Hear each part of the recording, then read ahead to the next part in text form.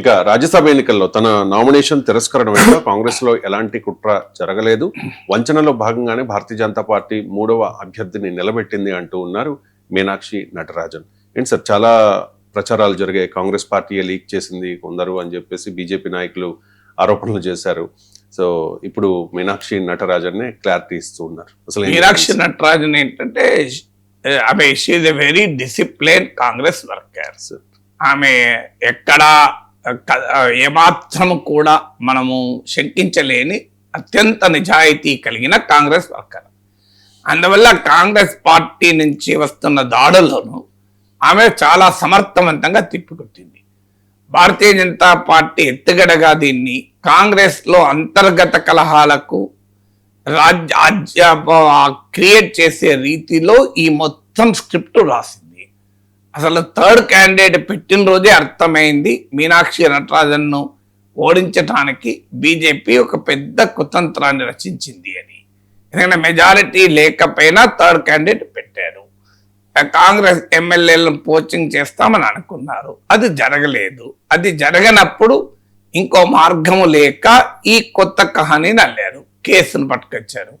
ఆ కేసు పట్టుకొచ్చి ఆమెను ఎలక్షన్స్ను అసలు పోటీనే లేకుండా చేయించి ఆమె నామినేషన్ రిజెక్ట్ చేయగలిగారు.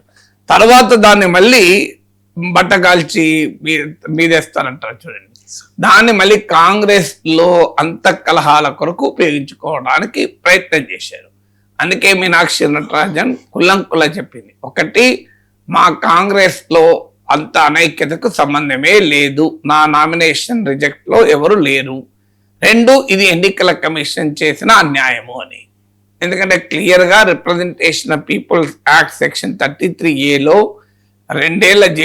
రెండేళ్ళు అంతకన్నా ఎక్కువ జైలు శిక్ష, చార్జెస్ ప్రేమైన కేసుల్లో మెన్షన్ చేయాలని స్పష్టంగా ఉంది. నేను ఇదివరకు చాలా వివరంగా చెప్పాను. ఈ కేసులో అసలు మీనాక్షి నటరాజన్ పైన కేసే కాదు, అది కేసు మాలస్టేషన్. ఒక మహిళ తన లైంగిక వేధింపుల కేసు. అది లైంగిక వేధింపుల కేసులు మీనాక్షి నటరాజన్కి ఎలా సంబంధం ఉంటుంది, ఎట్లా సంబంధం ఉంది? ఆమె కాంగ్రెస్ పార్టీ ఇన్ఛార్జిగా ఆ వ్యక్తిని, అంటే నిందితుడిని పైన చర్య తీసుకోలేదు అనేది ఒక పొలిటికల్ డిమాండ్ పైన కేసు. పొలిటికల్ డిమాండ్ పైన కోర్టుకు వెళ్ళగలుగుతారా? ఒక రాజకీయ పార్టీ ఎందుకు చర్య తీసుకోలేదు అని చెప్పి కోర్టుకు వెళ్తే కోర్టు ఇంటర్వ్యూన్ అవుతుందా? It's not a legal matter at all, it's a political matter. So అయినా ఆమె పేరు రాశారు కనుక ఈ అభిప్రాయపడింది. కోర్టు నోటీస్ ఇస్తే ఆ నోటీస్ సమాధానం చెప్పింది. దేర్ ఎండ్ ద మ్యాటర్, ఎఫ్ఐఆర్ఏ దాఖలు కాలేదు. ఇష్యూ ఎక్కడిది అసలు? సో ఆ మీనాక్షి నటరాజన్ పైన ఎఫ్ఐఆర్ దాఖలు కాదు, ఇష్యూ ఎక్కడిది? సో అయినా కూడా దాని ఒక కేసుగా సృష్టించి, అదే ఒక తీవ్రమైన కేసుగా సృష్టించి చాలా అన్యాయంగా ఆమె నామినేషన్ రిజెక్ట్ చేయించారు. రిజెక్ట్ చేయించి మళ్ళీ దాన్ని కాంగ్రెస్ లో ముసలం పుట్టించేందుకు వాడుకున్నారు. ఇంతకన్నా అన్యాయం ఉంటుందా? డబుల్ ట్రిపుల్ అన్యాయం కదా. సో మొదటి రాజ్యాంగ ఉల్లంఘన, చట్ట ఉల్లంఘన, ఆ తర్వాత రాజకీయ కుతంత్రము. సో ఇంతగా అన్యాయం చేస్తే, అందుకే మీనాక్షి నటరాజన్ స్పష్టం చేసింది, ఇదంతా మా పార్టీలో కాదు, మీ వల్లనే జరిగింది, ఇది బీజేపీ రాజకీయ ఎత్తుగడలో భాగంగా జరిగిందని. ఈలోగా ఇంకో క్యాంపెయిన్ కూడా నడిపారు. ఫెడరల్ అనే న్యూస్ వెబ్సైట్లో చూశాను, ఇంకా మన మీడియాలో అంత ప్రామినెంట్గా రాలేదు. రేవంత్ రెడ్డి తన అత్యంత సన్నిహితుడైన పొలిటికల్ అడ్వైజర్ వేమ నరేందర్ రెడ్డిని రిజైన్ చేయించి రాజ్యసభని ఇటీవల ఎలక్ట్ అయ్యాడు.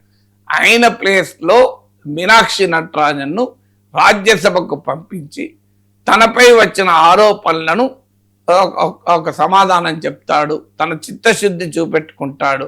అందువల్ల మీనాక్షి నటరాజన్ మధ్యప్రదేశ్ నుంచి పంపించలేకపోతే ఆంధ్రప్రదేశ్ నుంచి రేవంత్ రెడ్డి పంపిస్తాడు, అందుకొరకు నరేందర్ రెడ్డిని కూడా రాజీనామా చేస్తాడని మరో స్టోరీ వచ్చింది.